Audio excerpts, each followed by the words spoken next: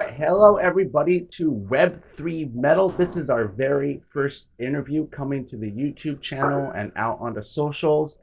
Today, our guests are CJ Carr and Zack Zukowski of the band Databots.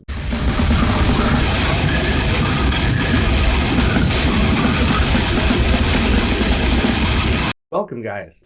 Thanks, Shawn. It's super cool to Hey, be here.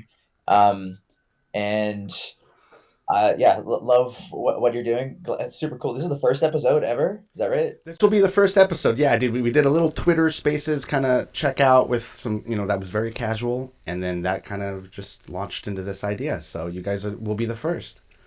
That's awesome.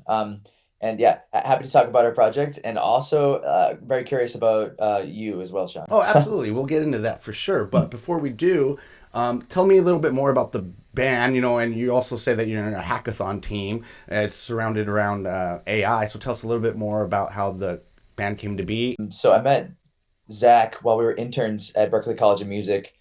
And Zack, do you remember the first thing I said to you? yeah, I said, hey, I'm Zach. Nice to meet you. You said, I feel like I've known you my whole life, and I was pretty shocked by that.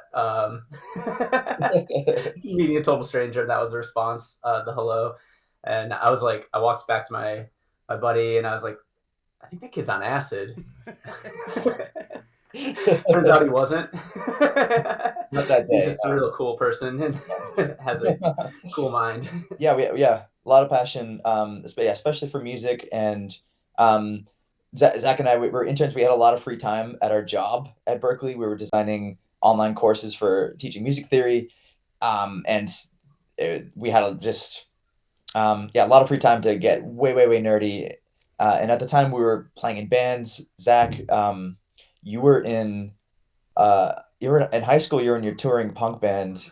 Oh yeah, so it kind of started with punk and hardcore, some like screamo era stuff. Got into like more proggy stuff and deconstructing music, and eventually I guess I was in this like experimental hip hop group, like pre Death Grips type like noise rap thing called Mammox at the time, and was touring quite a bit with that project, which was all based on electronic music that we made in Ableton, but then tried to force live performance with no computers, basically. And what I loved about Zach's performance, like he would give so much energy on his stage presence. Even if he was playing like a slow beat, he'd be like, Oh yeah, and I would say, drumming should be like over the ear at least. Like that's about the right range of motion, I think. I was always like front and center for all of like Zach's band shows, and just like bringing it up to his energy. Um, and yeah, also at the time I was in a bunch of metal bands. I've made black metal, mathcore, metalcore, um, and also created this genre called earth metal. Ooh, Uh, okay.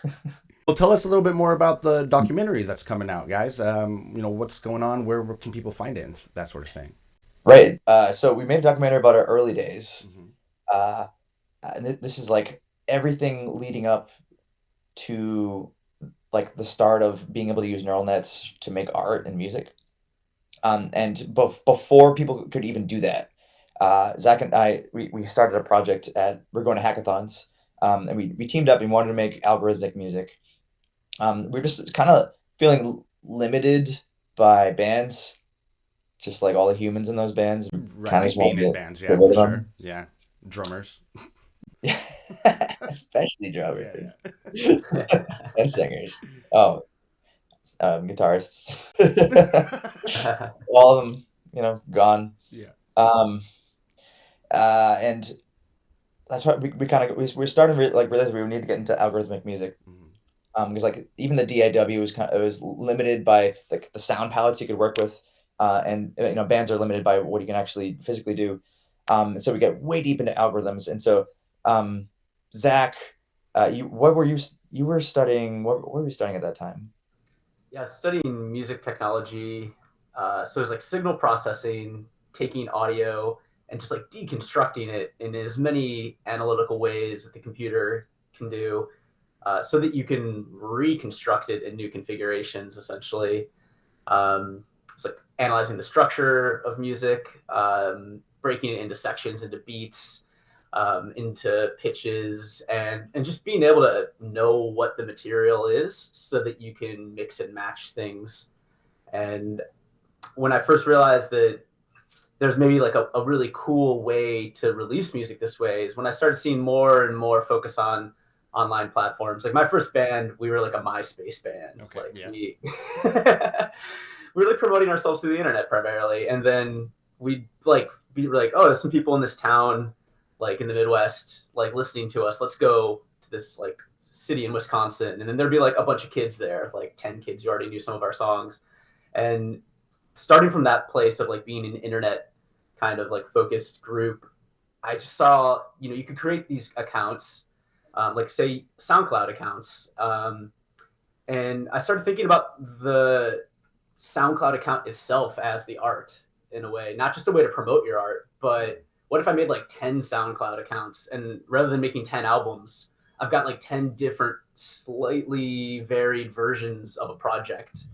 And I think algorithms was like kind of the way to do this automated and not have to actually manually create all those accounts too. Right. So you kind of set the conditions for the soup and then just like let it boil, Right. Yeah. Yeah. Zach kind of introduced that concept to me that like, and we were like thinking like, can we use code to make SoundCloud bots that produce all their own music and are just fully automated? Um, and we're like, hell yeah, let's freaking try it. So Zach taught me everything about like digital signal processing and Fourier transforms, the math behind audio, and I've been coding since I was 13, um, and taught Zach about Python and JavaScript, and we kind of just like skill swapped, and then became this team, and we're like, all right, let's make SoundCloud bots, and this is Right. where we started at Music Hack Day MIT in 2012. Our Dang. project was destroying SoundCloud with music remix bots. I mean, and that back then, I mean, no one was really talking about AI music at all. I mean, so it's kind of crazy that you guys just naturally discovered those paths in each other. That's amazing. Totally. Yeah, I think it was something we were dreaming about heavily, and we could see the way that everything was going, and just how much fun we would have, like once we're able to get there and along the way. And there's so many reasons that like it was obvious to us.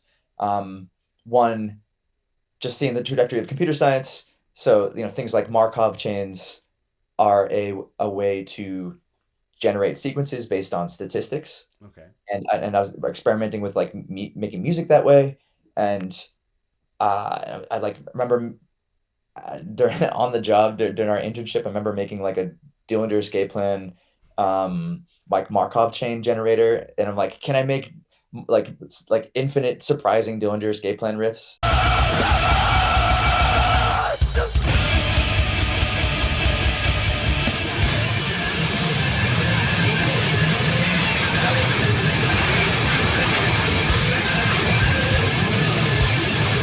Using a Markov chain. And like one of my impetuses is like I freaking love Dillinger. They're like one of my favorite bands. But the thing is, like after I've listened to the record 100 times, and like I've memorized it, Right. and usually that's fun, and I think it's amazing, like getting so intimate with the record that you memorized it. But also, I lose all the surprise, and the surprise is like what pulled me in. So there's like this paradox of um, mathcore, which is supposed to be surprising music. Like the more you love it, the more like the surprise disappears. And I'm like, but if this music was made statistically, where every time you listen to it, it was always surprising, you would have this. It was sort of like, yeah, you'd be super mathcore, like more mathcore than mathcore, uh, and so that's kind of where this trajectory started, and just like seeing what was going on in classical machine learning with like hidden Markov models, and like you could make Markov models deeper and just smarter and smarter about statistics, and then I was studying like linear algebra and getting all this like statistical math, and I'm like, like what can we do with music here, and just seeing like, okay, like there's way more here to be discovered that hasn't been happening yet. So, like hopping over forward to a little bit to like how you started forming the music of Databots, Mhm. that included a lot of you using a lot of metal albums. You were feeding something, right? Can you explain Hmm. a little bit for like the layman like me, what that entailed and what those albums were and like genre wise and things like that? Totally. Yeah. The day came in like 2015, 2016 when our RNNs became something that you could just run on your computer. And a recurrent neural net is a sequence generator, and you can train it on any kind of data that's a sequence. So basically, Markov chains on steroids. And Right. Okay. the very first examples we were playing with were in the audio domain were speech generators. Um, and these like unconditional models would generate just babbling like random speech, but we were like, we can make these larger, and what if we feed them metal albums?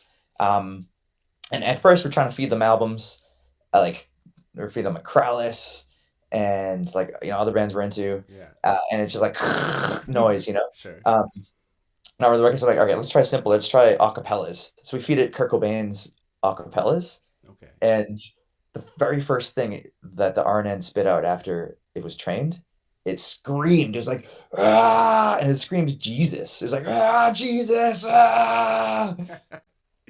So you basically fed it all the acapellas from Nirvana records, Yes, and it just spits that out. That's kind of poetic. that's very funny. Zach, what do you remember that moment? Oh my gosh. Yeah, I remember like we were all sitting around in a living room and everything was just garbage, like you said, just harsh noise. That was the first time we heard something that was like intelligible, and we just looked around and there was like this like chill. Like we're like, is this a seance? Like, should we stop? It's like hearing a voice through the gray, the white noise. Yeah. That's when we realized that this was a dark art. Yeah, absolutely. So yeah, I mean, obviously you guys were already into metal. I mean, people that are into alternative music kind of have it ingrained in them. But were there other reasons why you decided to go down that route when creating, this music? We actually really lucked out. So we were just throwing in our favorite albums just because we want to hear more of that style of stuff. But it turns out that especially the very early neural nets, they're very, very good at black metal, Oh, okay. punk, hardcore, like bands, like single albums that have been like have uniform instrumentation and mastering, and also genres where noise and chaos are important elements. And neural nets were just extremely, extremely good within those conditions. They were extremely bad for electronic music, which is Uh, ironic. Those are the opposite of what we expected. right, We right. thought like, oh yeah, it'd be good at electronic music, right? It's digital. Shouldn't it be good? And like, no, actually, it's really good at metal and punk and noise and like free jazz. That's true. If you go on there and try and do something just a simple like chord progression, you're like, I can't. This is just so weird. But yeah, if Mm. you think of it from the alternative music side, you're like, oh, this can just be a sample and Mm. a song. So absolutely. Totally. So Mhm. it was the perfect storm, and we started just publishing our results on a Bandcamp. Um, and I don't know how, but within like a week of like publishing it, it went viral, Hmm. and like like 100 news sites wrote about it around the world. Right, right. So that's when you were covered by Vice and a whole bunch of other people then, right? Yeah, it was really crazy. Like Zach, I think you're the one that put together Coditany of Timeless. Do you want to talk about like what was that like? Yeah, I was so obsessed with Krallis at the time. I think I had been just listening to the records on repeat for a couple of years at that point, and so we trained a bunch of models, and finally, we started to get these bigger models that started to actually sound like Krallis, and then I realized it's just memorizing Krallis, Mm. and that's not what you want, right? We wanted to create new extensions of it, so I think we generated hours worth of it, maybe 10 hours, and I just was listening through all of it, and since I had the whole album memorized myself, such an important emotional album to me, I was able to manually go through and find kind of the novel moments that the AI had like hybridized and synthesized together. So finding about an EP's worth was all I could do at first. I wasn't even sure if anyone would listen to it. I just was like, this is so cool, and I just want to put it out as if it's real music, like on a Bandcamp, and not at a scientific conference or something at first. Yeah, that's so yeah. And so that's how it started. How were your initial reactions? I mean, were you telling people flat out what you were doing, or was it just like, here's the music and presenting it for what it was? At the top, it was just your typical Bandcamp. I think in the description, we wrote that it was part of our scientific research on eliminating humans from metal. That could be taken however, if people even made it down to the bio. Right. But it was there. It was like, in context to AI music. Right. And we didn't first ask the band permission because it would have, first off, we didn't know we had access to even talking to bands like that. We were just fans, and it was just fan art at the time. Right. So we put it out, and after it got like 1 million views, we're like, wow, we should probably tell the band that this happened. Yeah, that's a good starting point. Like, okay. But we were scared. It was like, are they going to hate it? Are they going to tell us to take it down? Is this disrespectful to their work? And we wrote a message to them. CJ, you wrote it. What did you say to them? Yeah, I was like, is this, if we'll do a takedown if this is misrepresenting your art. Right. And they said, like, no, not at all. This was awesome. We want to do more collaborations. They also asked us if we had a publicist. I'm like, no. Yeah. No. Yeah. I don't know how people found it. That's interesting. That's awesome. Well, so tell us more about just like the next stages of the documentary release, and where is it? Can people find it? Can they buy it? I mean, how can they invest in you guys? I say there's this new platform called ensemble.art where they're focusing on telling the stories of various artists who are also active in the crypto art world. And they've done a handful already on artists like Def Beef and Stevie P, and they mainly focus on the early days, which is really, really interesting. So they want to know how these like artists started, and like bring up featuring artifacts from those early days. And the creator Mackenzie is a friend of ours, and I thought that was really cool. Like, wait, what? We get to make a documentary and talk about the early days? Hell yes. That's pretty cool. And so for us, that was obviously the SoundCloud bots. Right. Exactly. And we bring it through all the SoundCloud bots all the way to Pizza Fire, and Pizza Fire was the first like work of art we ever synthesized with neural nets. And it's a GIF. It's an animated GIF. And like the moment when I saw Gene Kogan's works in neural style transfer, I saw his examples of like the Mona Lisa being style transferred in the style of Monet and Picasso and Van Gogh, and that just like absolutely blew my mind. Yeah. And Zach and I were like, okay, we are here. Like, we have to figure out how to do this and apply it to music to make all these kinds of musical fusions that no one's ever heard of before. And I was like, Zach, we need to quit our jobs. I quit my job. I was trying to convince him to quit his job too. Yeah, that's a lot of convincing for some. So right. But I was lucky because I also totally busted my knee doing parkour. And I was like practicing backflips, and it landed wrong, and I've like banged my knee up so many times already that the PCL broke. Right. And I couldn't walk for 3 months, and I had to quit my job anyway while I was recording. Healing. Right. And during those 3 months with my leg up, I was just able to self-study how to do deep learning and neural nets. And I just looked at all like YouTube tutorials. I was reading the white papers that get published to archive and get published at scientific conferences, like the one called NIPS. I Okay. was following professors on Twitter, and looking at like GitHub code and just to trying to figure it out. And eventually during that period, I was able to figure it out, and I'm like, okay, cool. Um, and if I want to make an animated GIF, I want to make an animated GIF generator, and if I could do this, and in my mind, I was imagining like style like a animation of fire in the style of pepperoni and cheese, like a pizza fire. And Okay. if I can just create this thing that I've just been dreaming about while I'm a gimp, then I will have made it skill wise.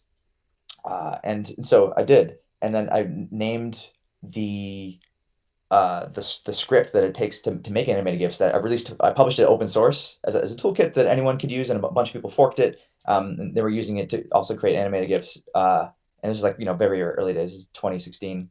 Um, and yeah, so it's also called Pizza Fire.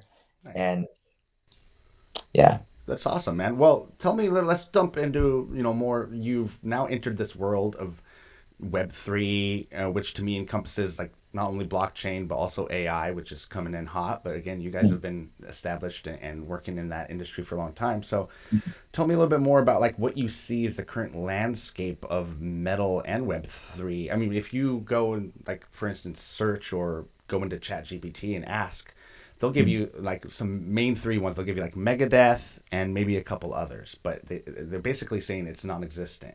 And you and I both know that there's definitely a base there. So what have you guys experienced, and what do you see going on right now in this Yeah, industry? sure. So, we got into Web3 through hackathons, Sure. just through the hacker culture. Like, what can you? So a hackathon, if you don't know, it's like a bunch of coders and artists come together for a weekend. They team up, they build something Friday, Saturday, and show it off on Sunday, like a show and tell. Right. And sometimes there's prizes. And what the beautiful thing about hackathons is that there's often no corporate influence. Right. There's no one's trying to make something to satisfy the needs of Toyota. Although there are those hackathons, Sure. but most Sure. of them aren't like that. They're just doing it for like their own intrinsic like motivation to do something. And for me and Zach, we always want to make projects that make people laugh. Um, well, and also challenge ourselves. So each time we go to a hackathon, try to pick up some new technology and make something, funny or cool with it. And yeah, Ethereum was no different. Sure. Uh, and so I've been to 75 hackathons, by the way. I just freaking love Nice. hackathons. Highly recommend, if you're the coder artist type, even if you've never touched code, but you're an artist and you have ideas and you want to team up with someone who does code, and artists and coders team up at hackathons. So that's That's a great. good idea. I've Um, never thought about it from that yep. perspective. I've always thought like, that's not for me, but I've got plenty of ideas that I could use coders for. So Totally. Yeah, yeah. exactly. And also what we saw during the last couple years, during like the NFT hype, was a lot of people, coming to try doing something and then leaving. Sure. Um, and it almost felt like some of these artists were tourists. Um, and I think there's like a different mentality coming from like the hacker culture. Um, and yeah, that's something we can touch upon more. But for metal, there's something very metal I've always felt uh, about crypto, because there's something dangerous. It's like a mosh pit, like, um, in the same way mosh pit is like this war simulation that you're opting into. You're like, okay, I'm gonna jump in here. I could get punched right in the face, and I have many times. Yeah. Just like fist right in the face, right? And I'm sort of like opting into that possibility. But being thrown around and just having fun doing that. So like crypto can also be like that, where like even navigating the web. I could get my MetaMask hacked. And I'm like constantly in our DMs. There are people fish attacking us. Sure. There's even like targeted attacks that they seem to know who we are, and they're pretending to be someone that we talk to, Yeah. in Yeah. order to like play a long game con to get me to reveal some passphrase or throw me down something else. And so I don't know, just like the danger around it is sort of thrilling, and I think that's true for a lot of people, whether they're coming at it from the like hacking coding point of view, or the like trading gambling point of view. Um, it's there's something, yeah, there's something dangerous and mosh pit like about it.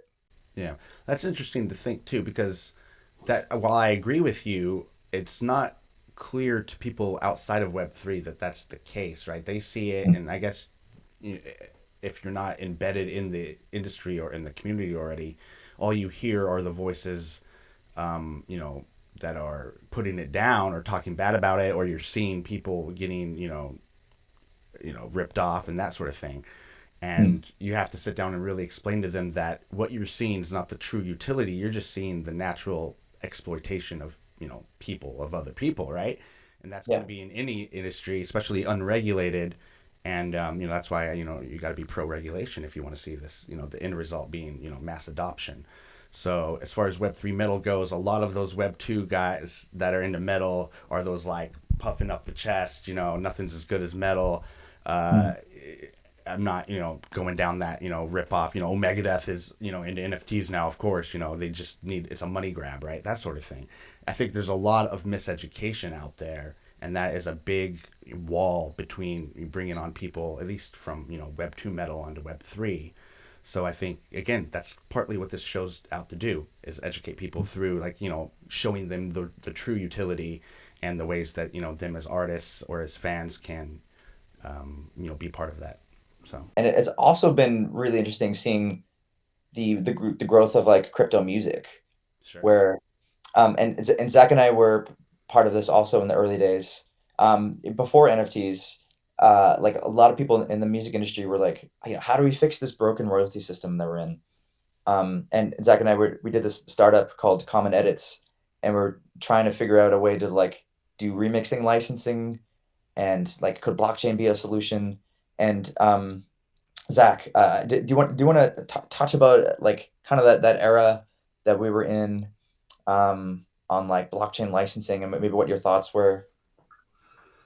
Yeah, I think it pulls a bit away from metal, but more into sampling culture and music a bit. Mm. So it's very prevalent in remix culture and hip hop culture. And we basically wanted to create something that was like GitHub, where you can put something up and people can take it and attribute you back. And there's lines back to the creator of everything.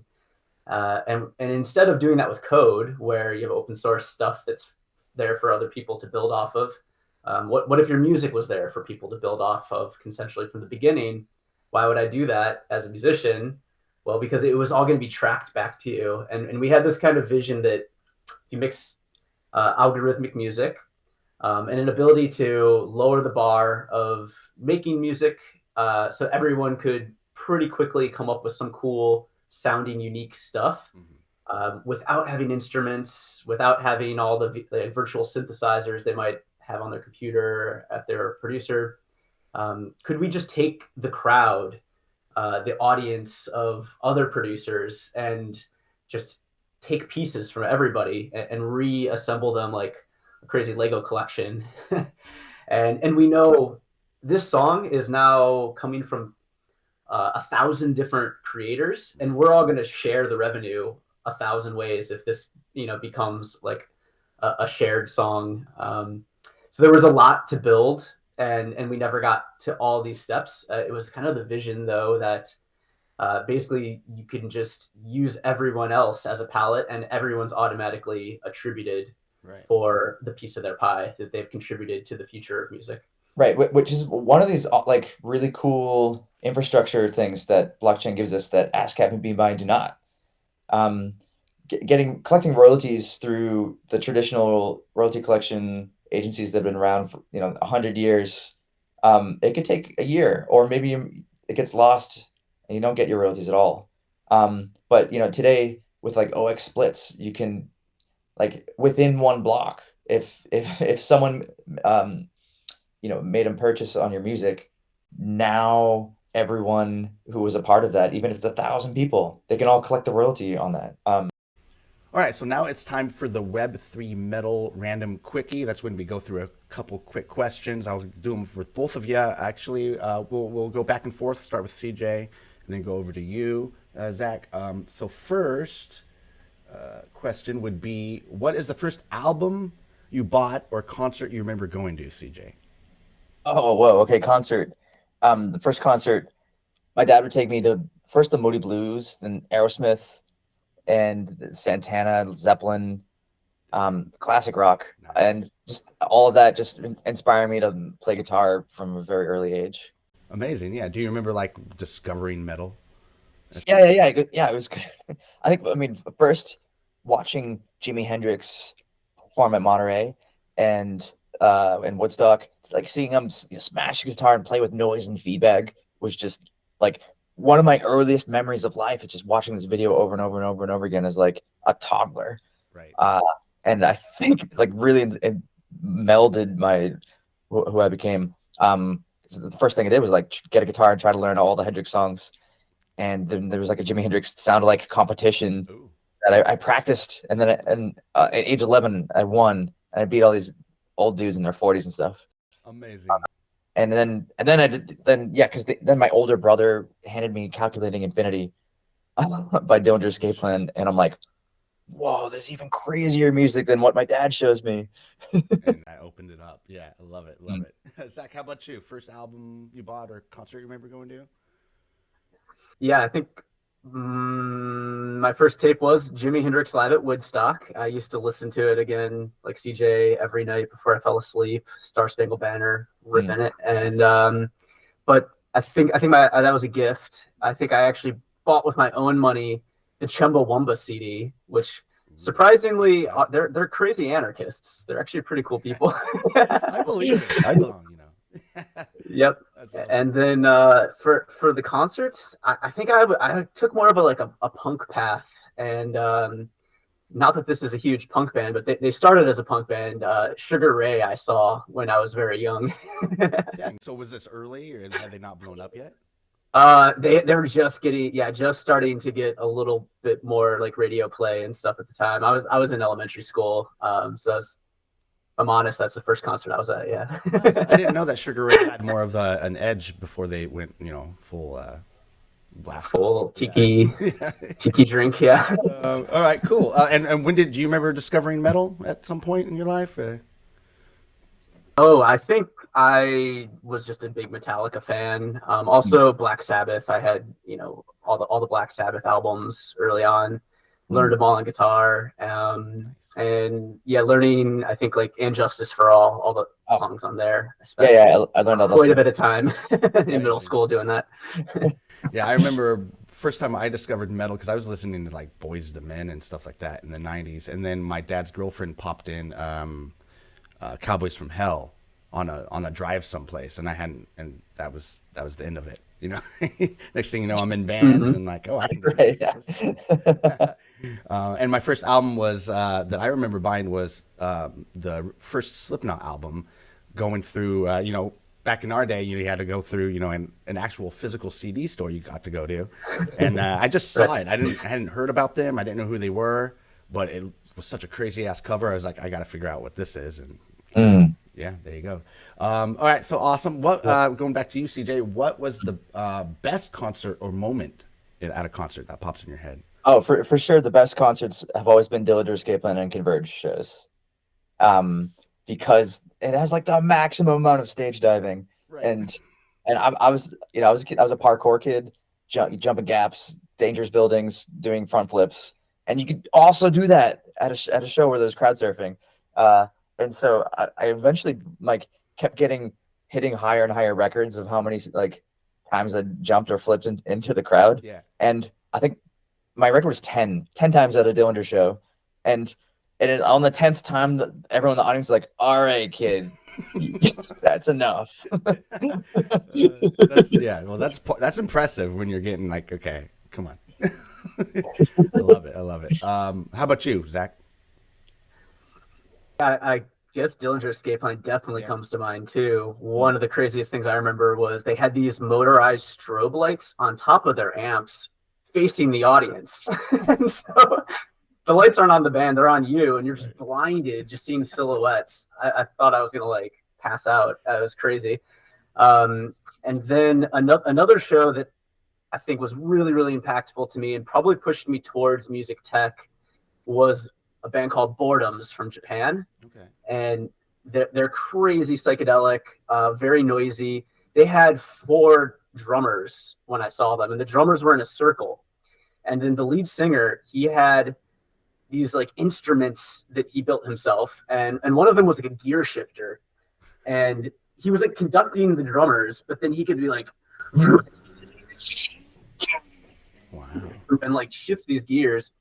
Then the final really insane moment, he had these glowing light orbs in his hands that were accelerometers, and he was just like doing this like Tai Chi type performance, and it was just like the craziest thing I ever saw, and that moved me away from just pure experimental live music and more towards like, okay, I got to start hacking. So okay, now we'll go back to you, CJ. What was the last concert you went to?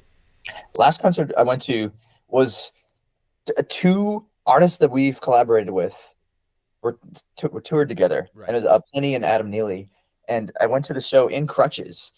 And why was I in crutches? Because I also fucked my knee up at an Arcspire show, which was the previous concert. I was gonna say, was this before or after the parkour? Yeah, right. So years and years of parkour have just like really worn down my knees, and my mom was like, "You're gonna mess up your knees." And I'm like, "No, I'm invincible." And it's like, "Oh fuck, she's right." Yeah. And yeah, so Zach and I were both at this Arcspire Vulvodynia show, and I was doing cartwheels into the wall of death. This was last year, and that's fine because bodies are soft. You know, you can run into bodies, but the floor is unforgiving. And I had jumped and landed on the floor at a weird angle, and it just like, oh, there goes my ACL, the whole ACL obliterated, and so I was just in crutches. Shit. Well, that's an experience. What about you, Zach? Was that your last concert too? Last one I was at was in Sacramento without CJ, but it was Pound, the shirt CJ's wearing right now, a band we collaborated with. They're a 2-piece hardcore, almost like lightning bolt infused with like an even bigger sound. Dual drum kit, one massive like kick, and then like a small like punchy kick that he switches between on the drums. They were playing with Rolo Tomasi and the Callous Dow Boys, who just have the most absurd sense of humor. I love them. I It was love an the amazing guys. show. The shows you guys are going to sound amazing. So yeah, I definitely got to get clued in and do some tour shows. You know, some go to some shows with you guys. Oh yeah. My latest one was in the last week. I've seen both Offspring and Smashing Pumpkins, kind of some throwbacks. But the Offspring, I mean, still got it. Offspring was great. Oh, I saw they're touring. I almost went to their show this last week. I saw they're doing a whole run right now. Plan opened for them and Sum 41, and Yep. I haven't seen this place more packed. Like there's always like an average, and then this place was packed to the brim for Offspring and all those boys. So it was fun show for sure. Wow. All right, so Prodigy or 9 Inch Nails? CJ, go. Oh, okay, yeah. That I mean, 9 Inch Nails for me. I mean, they're both incredible. Prodigy was like my first experience into like techno dance music that I actually liked, because otherwise I thought dance music sounded pretty lame. Yep. But the Prodigy, like I really liked that album, like Breathe and like Smack My Bitch Up. But for me, 9 Inch Nails is was my favorite band for like years and years and years. And like made emotional singing palatable for me at like a very young age, and made me want to like be a singer, made me want to make electronic music. I learned how to use Fruity Loops, FL Studio, just to make 9 Inch Nails covers. I made like 10 or 12 9 Inch Nails covers just to figure out how to do music production. And I was one of the biggest 9 Inch Nails bootleg collectors.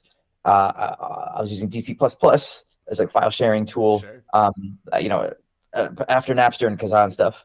And I just searched so far to find like all the bootleg. Like I collected 50 or 60 live shows. Nice. And I was trying to like find more bootlegs than Rob Sheridan. And I always admired that Rob Sheridan was like a fan who had a bootleg website for Nine Inch Nails that Okay. then joined the band. Um, so I thought that was cool. That's good. That's a tall order, but you Yeah, never know. and it just really appreciated just how this Trent Reznor's style and everyone he works with, how it evolved like throughout his career. Like he never stuck to one thing, and always just like really really good and inspiring stuff. Nice. What about you, Zach? Prodigy, Nine Inch Nails. Do you have a preference?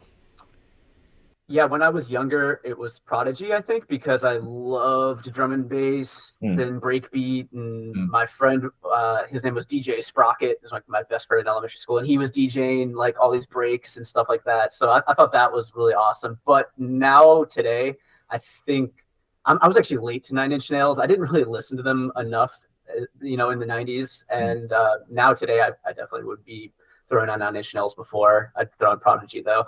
Nice. All right. Well, we'll go back. My Go ahead. favorite Nine Inch Nails song is still "I Do Not Want This." Okay. I like. Ooh. I always throw that song on. I Just love the like Reptile. industrial break Yeah. section that it like ends with, and then culminates with him saying like, "I want to fuck everyone in the world." It's just like, That build-up's good. Yeah. what? Like this is what music can be. Yeah. The whole Totally. sonic landscape they bring you through. Yeah. Mm. All right. Back to you, Zach. Aphex Twin or Atari Teenage Riot? Oh, it depends if I'm driving in a car or not. Yeah. If I'm in a car, I like really aggressive music. I think I would be listening to Atari Teenage Riot. I have so many memories. First getting my license and just being like, boom, boom, and just like screaming. And again, like a lot of punk was like where I came from, so I really liked that energy.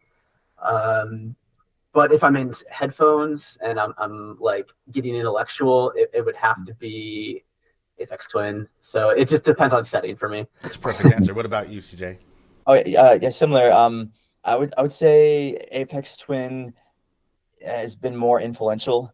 And just like the album Drukkeys, I love it so much. And just for like sound design and if I could come to Daddy, that just seeing that, mind blown. And then I got into Apex Twin through Dillinger Escape Plan, who covered Come to Daddy. And Right. that's when I realized that electronic music and like mathcore music are linked and that they're both like have a similar aesthetic of just like surprise, aggression, spastic, chaos. And that like hybrid sound has like influenced my music production like ever since. So yeah, I love Apex Twin, but also at Atari Teenage Riot for like creating digital hardcore and like spawning all that aggressive electronic music is great. And since we're on the topic of Web3, like at ETH Berlin, I got to see Alec Empire give a talk. He came. He was one of the keynotes, and his talk was not about music necessarily, not specifically, but about the philosophy of crypto. And this was like that ETH Berlin a year ago. It was sort of like in this moment when the crypto space was coming to terms with like oh fuck, this got very hyper capitalist, very quickly, and we need to return back to the roots. And this is what was happening at ETH Berlin. Like nobody there was trying to pitch their new like token or their new like finance product. Right. Instead, people were making privacy protocols. They were talking about like the abuses of government and how individuals can protect themselves. They were talking about like what to do when you're in a third world country and like there's a regime change and like the bank system collapses and how do you survive that. And this is like the level that people were thinking in Berlin. And Berlin's a very special place because for decades it was split into East and West Berlin after World War II. And East Berlin, there was the wall. The USSR was controlling half the city. And when the wall came down and Alec Empire lived through this era of when finally East and West Berlin, he's from Berlin, unified, and suddenly people were starting throwing parties, and music and digital hardcore and techno was this way for like the people to reunite like in their own city that they haven't been like they would die if they try to cross the wall and meet each other. And so like they're just it's very obvious where like Alex anarchist viewpoints come from growing up in that space. And also it makes so much sense for the cypherpunk movement, which is this idea even before there were cryptocurrencies, this idea that like encryption itself is empowering for the individual. And like no more evidence do you need than that, than like the governments tried to make it illegal, right? Exactly. And then lobbyist groups like the EFF helped make that legal for individuals to use. And now we have like things like Signal where we can talk to each other privately without any wiretapping. And that's just amazing. And also part of the cypherpunk movement, which is like the freedom to transact and not let any totalitarian government say like who you can and cannot transact with. And when that transaction is a monetary one, like say I'm trying to support my family that's in another country. How do I send money to them? And if the totalitarian banking system doesn't let you do that, or if they can put you in jail and take your money at any moment because they don't like your political views, or they don't like your sexual orientation, like that is this very scary situation that then cryptocurrency solved. And just by the power of knowing your own private key, you can initiate transactions for sending and receiving money. And that's just beautiful. And Alec really kind of took us through all of that and reminded us why that was valuable. And even though yes, in the space did attract a bunch of like opportunists and scams, like, but despite that, this like core level infrastructure is so important for its anarchist principles and like the how it empowers individuals against totalitarian regimes. Absolutely, man. I couldn't have said it better. Thank you so much, CJ and Zach, for being here on the first episode of Web3 Metal. Plenty to go out there and see about the band and everything they're doing. So make sure you check out their website. The show notes will contain everywhere you need to go to find out more about them and check out what they're working on. Both of you have a good day, and we'll see you again back on Web3 Metal soon, I'm sure. Awesome. Thanks a lot, Shawn. I appreciate it. Hell yeah.